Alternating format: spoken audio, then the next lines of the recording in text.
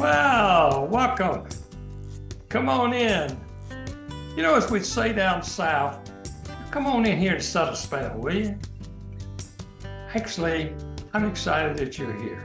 In fact, I'm excited that I'm here because, I'm going to talk about miracles today. I think I can qualify for that category in the sense that 3 years ago when I had COVID, I was told, or I wasn't told, my family was told that I would not survive. And I did. And in fact, I probably wouldn't be here today if it hadn't been for that occasion, because I felt like that God had given me a whole new lease and he wanted something special. There was something special I needed to do. But my story today is not about me. It's about another miracle that happened in our family. It's about a miracle that happened with my sister, Priscilla Wilder. This is a season of miracles. It is Christmas season. And it's a great time, I think, to share this story with you, because Priscilla is a walking miracle. Let me tell you the story.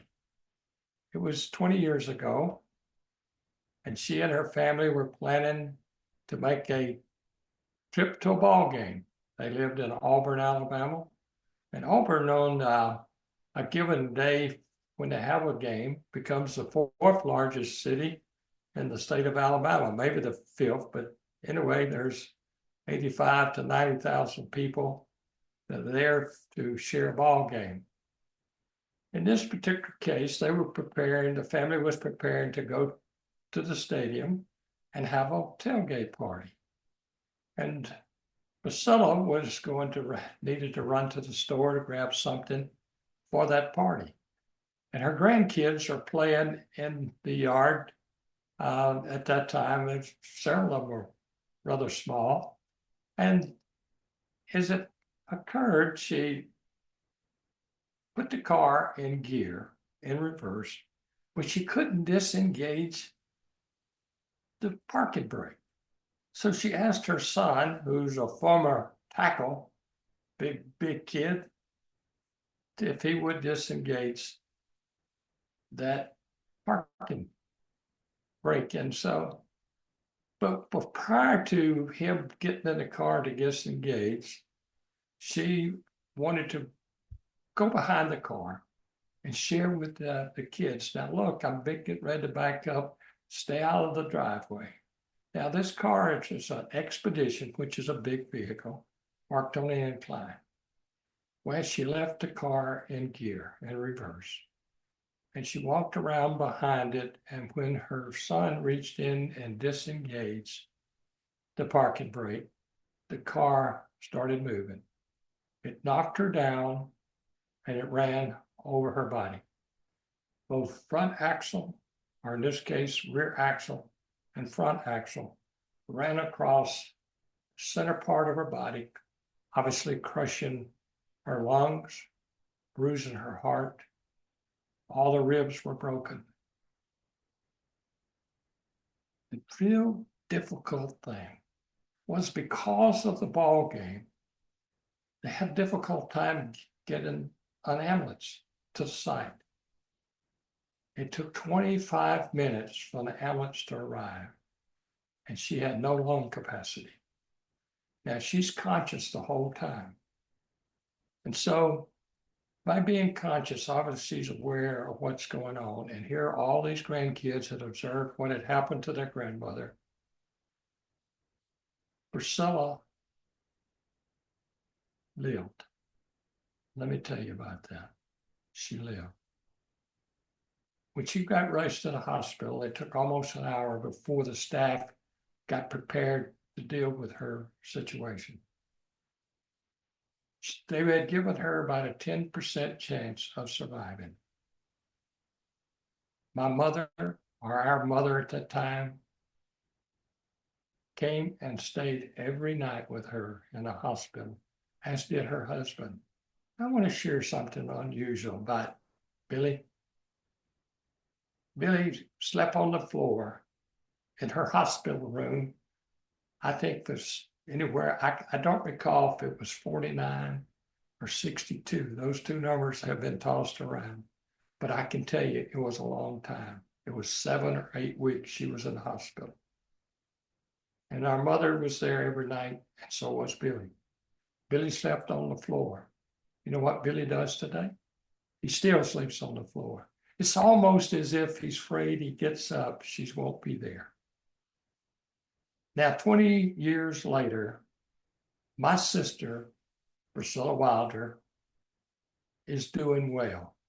She has lived an abnormally good life for what kind of tragedy that her body had undertaken. Now, obviously, the recovery period was not easy. In fact, there are sometimes, even now, she has some difficulties, but she's with us. She has been buoyed the life of many people. Why? Because she has a great outlook on life. She's funny. She can make light of almost any situation. You see, I really believe that a part of being or having miracles, obviously, our God has something to do with that. But you know what? I think the individual does too. I think we have to think in terms of an indomitable will that people have the great desire to live and to be productive. Positivity, being positive. A positive nature leads to a positive outcome. And when I think of positivity, I think of the fact that we live longer, we make better decisions, we perform better, we're more productive overall, we're less stressed, we're happier, we're healthier, and we have better and more quality relationships. I think life, when we look on the positive side, is simply more fun. How would you think about the miracles? Have some miracles in your life. Our dear mother that I mentioned, being there with my sister all this time, she was a miracle herself. And we're going to tell that story someday soon. Don't forget the reason for the season, the great miracle, the birth of Jesus Christ. Until we meet again, I'm Lou Vickery. I'm the author of 24 books in the Vickery Library. If you have an interest in looking, I can promise you there's something in there that may really attract your attention. There's a broad section. As one guy said, Lou, I thought they were all hodgepodge until I saw that there was a reason why you had written them. And yes, there is. So go to a wiseWord.life/library, and you can see those books that are still in print. So until we meet again, keep a smile on your face, you keep happiness in your heart, and keep optimism on your tongue. Until we meet again, think about it.